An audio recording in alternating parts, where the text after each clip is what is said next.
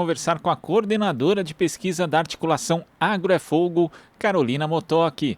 Bom dia, Carolina. Bom dia a todos os ouvintes, tudo bem? Tudo certo. O que não está muito certo é a questão da preservação ambiental no Brasil, né, Carolina?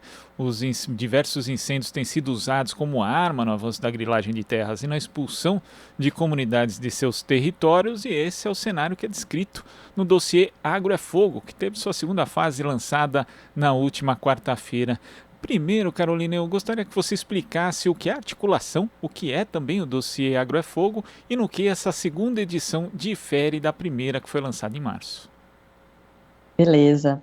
Bom, a articulação Agro é Fogo é uma articulação que surgiu justamente em resposta aos incêndios avassaladores de 2019 e 2020. Ela é composta por mais de 30 organizações que atuam já há muito tempo na defesa da Amazônia, do Cerrado e do Pantanal, e esses movimentos sociais, pastorais e organizações mesmo da sociedade civil se uniram para dar uma resposta a essa situação. E uma das ferramentas que se encontrou para fazer isso é esse dossiê, o dossiê Agro é Fogo. A primeira fase dele foi lançada em março desse ano. Ele traz análises e também sistematização de conflitos envolvendo fogo. Então, a ideia é que tenha uma parte analítica, com artigos bem aprofundados sobre a situação de fundo que geram os incêndios, e uma segunda parte, que é quando as comunidades e as organizações de base que atuam junto com essas comunidades podem trazer os conflitos, o que acontece realmente no chão dos territórios, né?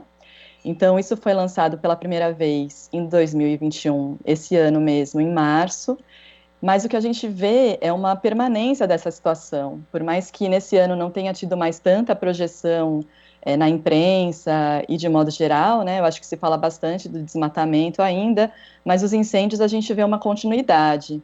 Então, claro que em 2019, em 2020, se você pegar os dados, né, houve um aumento exponencial em relação aos anos anteriores, mas nesse ano, se você também pegar os mesmos dados do INPE, não tem uma diminuição substancial.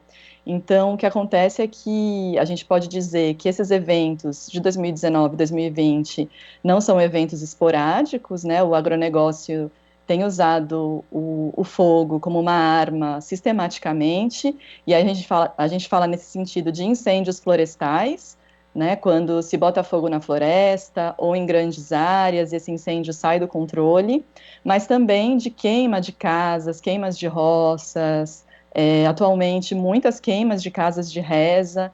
Então, se você pega os territórios Guarani e Kaiowá, no Mato Grosso do Sul, só nesse ano foram 7 casas de reza incendiadas, numa demonstração também de intolerância religiosa.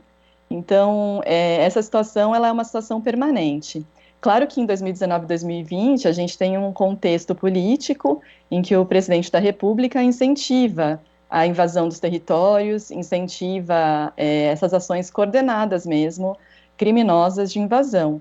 Então, em 2019, por exemplo, a gente teve o Dia do Fogo, na região da BR-163, no Pará, no sudoeste do Pará, que é uma região de fronteira, de expansão da fronteira agrícola, e houve uma ação coordenada de fazendeiros nessa região que combinaram de tacar fogo. Então, foi o Dia do Fogo, e aí, a partir daí, os incêndios se espalham. Coisa parecida aconteceu em 2020 no Pantanal, né? Já foi comprovado, inclusive pelo Ministério Público, mas a partir de um estudo do Instituto Centro de Vida, que o fogo no Pantanal se iniciou em fazendas de gado. Então, é criminoso realmente, né? A gente não pode falar que esses incêndios, eles acontecem por acaso, né? Claro que tem a influência da mudança climática, né? A gente vive uma crise climática, o Pantanal atravessa uma das piores secas, e isso contribui para que esses incêndios se expandam, mas essa situação ela é criminosa mesmo, porque o início dela se dá majoritariamente em fazendas do agronegócio ou em terras griladas, pelos fazendeiros, né? Inclusive, você citou o caso do Pantanal, que é um um dos destaques aqui do dossiê, Carolina, e tem um dado que é impressionante, né? Porque o fogo atingiu cerca de 4 milhões e 100 mil hectares entre janeiro e outubro do ano passado, segundo o Laboratório de Aplicações de Satélites Ambientais da Universidade Federal do Rio de Janeiro, o que equivale a 26% da área, né? Comparando com o ano de 2019, houve um aumento de quase 3 vezes na área queimada. Inclusive, o dossiê ressalta ali que isso teve algum destaque na mídia, mas na verdade, depois disso, né, não se abordou a questão da situação das populações locais. Então, eu queria que você falasse a respeito disso e também de que forma os incêndios acabaram impactando a vida das comunidades tradicionais pantaneiras. Claro. O caso do Pantanal ele é bastante emblemático, né? Se a gente pegar os dados anteriores a 2020, havia um processo muito baixo de queima no Pantanal, porque o Pantanal é uma área alagada, uma grande área alagada, né? O que aconteceu em 2020 foi que já estava um processo de seca. É muito importante dizer que o Pantanal, para além da exuberância da natureza, né, de ser considerado um santuário ecológico, ele é um santuário ecológico porque nele existem comunidades tradicionais pantaneiras e que são totalmente invisibilizadas de maneira geral. Então, essas comunidades elas já vinham alertando de que haveria um processo bastante importante de seca e que essa seca poderia gerar, inclusive, uma grande tragédia ambiental. O que aconteceu então foi que a partir desses incêndios nas fazendas, o fogo se alastrou. Tem uma característica importante do Pantanal, que é a Cláudia Sala de Pinho, que é da Rede de Comunidades Tradicionais Pantaneira. Ela tem um artigo no dossiê, ela explica, né, que quando o Pantanal enche, depois tem o período de vazante, então ele esvazia, e aí muita matéria orgânica fica sedimentada nas bacias do Pantanal. E com a seca, essa matéria orgânica acaba, vamos dizer assim, fermentando, entre aspas, e isso fica altamente combustível. Então, no Pantanal, o que aconteceu foi que o fogo começou e praticamente teve um fogo subterrâneo que foi se espalhando por meio dessa matéria orgânica, como se fosse mesmo botar fogo na gasolina, né? E teve essa explosão de incêndios, né? E isso afetou diretamente essas comunidades. Essas comunidades estão até hoje combatendo as cicatrizes deixadas pelo fogo, né? Então, no lançamento do dossiê, na quarta-feira, a gente ouviu a dona Leonida Aires, tem também um depoimento dela no dossiê. Ela mora numa comunidade chamada Barra do São Lourenço, que é uma comunidade ribeirinha, que então é super úmida, e essa comunidade foi duramente afetada pelos incêndios. Foi uma situação de desespero, uma criança morreu afogada nesse processo, porque as pessoas pulavam na água para tentar escapar das chamas, uma situação bem horrorosa mesmo, né, assustadoramente trágica, o que ela traz. Então, essas comunidades, elas tiveram queimados os seus territórios e elas dependem diretamente desses territórios, não só na agricultura, mas também na pesca. Então, as águas, elas ficaram barrentas por causa da seca, mas também porque houve uma chuva de cinzas no Pantanal, porque imagina, você queimar 26% do Pantanal, o que isso não gera de cinzas, né, da fumaça. Então, essas águas ficaram contaminadas, então isso prejudicou a agricultura, prejudicou a pesca, prejudicou diretamente a sobrevivência. Muitas dessas comunidades também realizam a caça para alimentação. Então, é uma tragédia o que aconteceu. E essa tragédia, ela continua, porque não adianta você apagar o fogo se as condições materiais da existência dessas comunidades foram completamente prejudicadas. E isso pouco se falou. A gente viu uma sensibilização muito grande com relação aos animais queimados, né, que é uma situação realmente muito horrível de ver, é de chorar mesmo as imagens, né, dos animais tentando escapar do fogo, tentando se proteger, tentando beber água, né, das equipes de resgate, mas essas comunidades, elas continuaram invisíveis, né, e são elas que mantêm o Pantanal vivo. Então, por isso que o artigo da Cláudia traz que quando queima o Pantanal, o que queima é a casa dessas comunidades. Assim como queima a Amazônia, quando queima o Cerrado, o que queima são as casas dessas comunidades, que dependem diretamente da vegetação, dos animais, desses ecossistemas para sobreviver, e que são elas que realmente protegem e conservam esses lugares. Agora, também existe outra tragédia que continua e está associado a isso, a esse modelo, que é a tragédia social da fome, Carolina. O dossiê fala sobre a consolidação de um processo de transformação paulatina na forma como se dá a produção e a comercialização dos alimentos que nós comemos, né? Cada vez menos uma agricultura de alimentos saudáveis e também diversos. E ainda trata dessa expansão do binômio soja-pecuária no Brasil. Como que se dá essa transformação, Carolina? O dossiê destaca, inclusive, que se trata de um projeto que ganhou um impulso fundamental durante a ditadura aqui no Brasil. Sim, esse artigo é do Silvio Porto e da Diana Guiar, ele chama O Agro é Fome, justamente para mostrar que há um processo, digamos assim, orquestrado de diminuição das áreas de plantio de alimentos. Então, no Brasil, a gente costuma ouvir muito, né, que o agronegócio, ele é o grande produtor de alimentos, há uma narrativa oficial muito forte, com propagandas, né, na principal emissora de TV do Brasil, dizendo que o agro é tech, que o agro alimenta, que o agro é responsável pela alimentação dos brasileiros, mas quando a gente vai ver a participação do agronegócio na produção de alimentos mesmo é muito baixa. O agronegócio, ele está destinado à produção de commodities agrícolas para exportação, majoritariamente soja e milho e carne bovina. Então, da produção de grãos, o que o Silvio e a Diana trazem é que 88% da produção de grãos no Brasil, em vez de ser arroz e feijão, por exemplo, que, né, a base alimentar dos brasileiros, é de soja e milho. Né, e não é milho para a gente comer, é milho que vai ser destinado, e a soja também, que vão ser destinados para produção de ração animal na Europa, na China, em outros países do mundo. Né? Então, o que a gente vê é que, a partir da ditadura militar, tem um incentivo do que se foi chamado da modernização da agricultura, com a introdução de maquinário, de insumos agrícolas, agrotóxicos, fertilizantes químicos, e essas áreas do agronegócio, elas vão avançando sobre os territórios das comunidades tradicionais e da agricultura camponesa.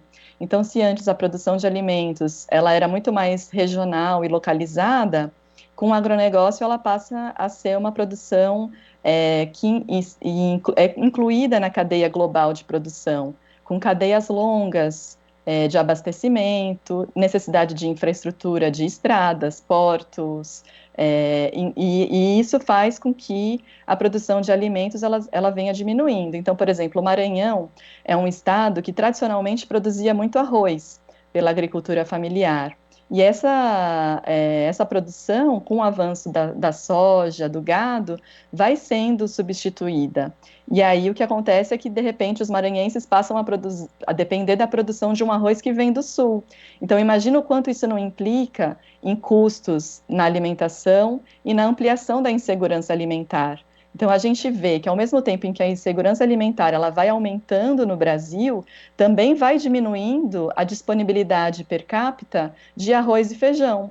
Então, isso não é à toa, né? Então, quanto mais o agronegócio avança, mais a gente tem o aumento da fome. Ela é meio que proporcional, esse aumento da fome, à expansão do agronegócio, o que contraria plenamente essa narrativa de que quanto mais o agro avança, menos fome a gente tem no país. O que a gente vê é o contrário. E aí eu posso citar um caso do Tocantins, que é o caso de Campos Lindos, né? A gente vê a fronteira do Mato Piba, no Maranhão, Pará, Piauí e Tocantins avançando sobre os campos das comunidades tradicionais. Então, no Tocantins, por exemplo, onde houve uma grande grilagem pública de terras, em Campos Lindos, é um município, o município de Campos Lindos, ao mesmo tempo em que ele era o principal produtor de soja do estado por muitos anos, também era o município onde tinha a menor IDH. Então, a situação de pobreza extrema, quando era um dos maiores PIBs do Tocantins. Então, para a gente ver como que o agro, na verdade, é fome mesmo, né? Eu acho que o título do artigo é muito perspicaz. E você citou também em contraposição justamente ao modelo do agronegócio, né? A gente tem a agricultura sustentável, tem a agricultura que é praticada ali pelas comunidades tradicionais. Você citou as comunidades tradicionais pantaneiras e o papel que elas desempenham na proteção do ecossistema. E boa parte da área florestal do Brasil conta com essa proteção, ainda que enfrente inimigos fortes, né? Como o próprio agronegócio. E um exemplo disso aqui que eu achei sensacional, que é destacado aqui no dossiê, Carolina, queria que você falasse a respeito, são as brigadas indígenas, né, que foram criadas em 2013 a partir do acordo de cooperação entre o IBAMA e a FUNAI, uma experiência de manejo de fogo que usa o conhecimento tradicional indígena em conjunto com apoio técnico e financeiro de órgãos governamentais. Como que funcionam essas brigadas e como elas têm sido importantes para o cuidado desses territórios? Certo, o que a gente acha muito importante no dossiê de trazer é que, além desse cenário, para além, né, desse cenário avassalador, tem muita resistência, né, e essa resistência ela se dá de diversas formas, se dá uma resistência mesmo em que as próprias comunidades elas estão sendo uma frente de impedimento do avanço do agronegócio. Então, se essas comunidades não existissem, possivelmente o agronegócio já teria transformado o Brasil inteiro num campo de capim ou de soja, né? Então, tem essas comunidades que resistem historicamente, desde que iniciou a colonização. E essas comunidades, elas possuem um saber ancestral de manejo do fogo, né? O fogo, na mão do agro, ele é morte, ele é destruição, mas na mão dessas comunidades, ele é um elemento fundamental da vida. Então, essas comunidades historicamente usam o fogo, por exemplo, no manejo das roças, as cinzas são usadas para adubação, e a gente percebe que nesse sistema rotativo das roças, onde foi colocado roça por essas comunidades, é onde tem maior diversidade de árvores, né, de espécies nativas. Então, a gente tem que pensar também que essas comunidades, elas manejam a floresta. A floresta, ela não é só uma coisa natural, né, ela também é criada por essas comunidades, a diversidade é criada por essas comunidades. E dentro desses saberes, havia um saber também de prevenir o fogo. Então, você realiza aceros, né, que são áreas em que você limpa de matéria orgânica para que o fogo usado nas roças não pule para a floresta, né, você queima essa matéria orgânica preventivamente, e isso é um manejo do fogo, que essas comunidades já realizam desde sempre, há milênios, né, desde que elas existem. E aí o que acontece é que em 2013 tem essa parceria por meio do IBAMA. O IBAMA tem um programa que é o Preve Fogo, que é de prevenção dos incêndios. Então, o IBAMA passa a se unir aos povos indígenas e à FUNAI, né, que a FUNAI é o órgão responsável pelos povos indígenas no Brasil. Então, há esse processo de parceria em que se usa tanto o saber tradicional, isso que as comunidades já faziam, né, preventivamente para combater os incêndios, e se alia a isso técnicas que o próprio IBAMA já usava para prevenir os incêndios. Então, essas brigadas indígenas, elas são abastecidas de equipamentos, como bombas de água, né, em que você carrega a água nas costas para apagar.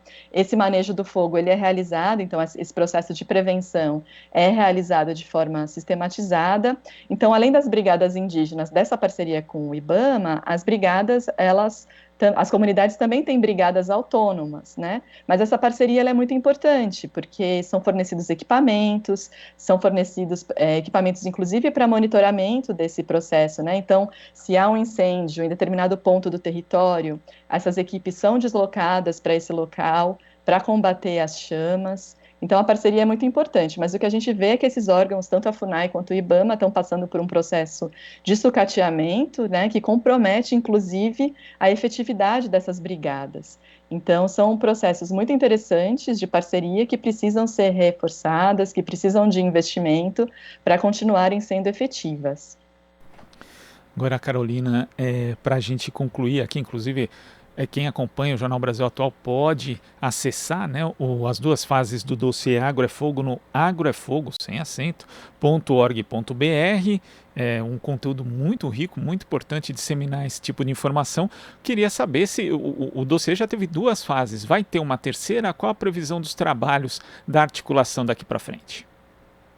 Sim, infelizmente, a gente, como eu disse, o fogo ele é uma arma sistemática, né, usada pelo agronegócio, e também a gente não pode esquecer da mineração, né, a mineração, os garimpos em terras indígenas, por exemplo, o fogo é uma arma mesmo, né, importante. Então, a ideia da articulação é continuar fazendo essa sistematização, tanto dos conflitos, quanto continuar aprofundando as análises, né, então, no ano que vem vai ter, sim, uma terceira fase do dossiê, até o meio do ano vai ser lançada essa terceira fase.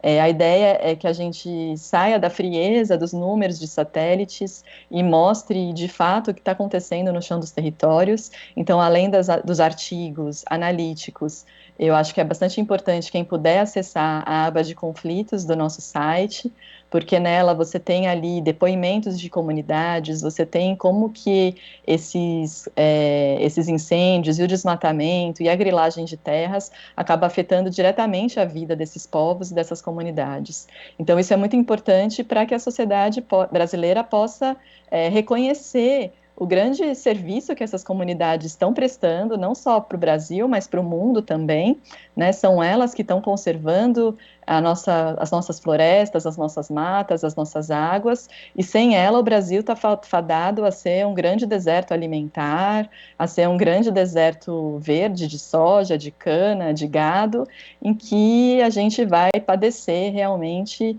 de uma pobreza não só para essas comunidades que estão no campo, mas também para a gente que está na cidade, né? A gente depende dessas comunidades para a nossa alimentação, para a gente ter uma comida de verdade, sem agrotóxicos, né, sem veneno, e para a gente ter uma vida de maior qualidade, uma vida mais saudável, né?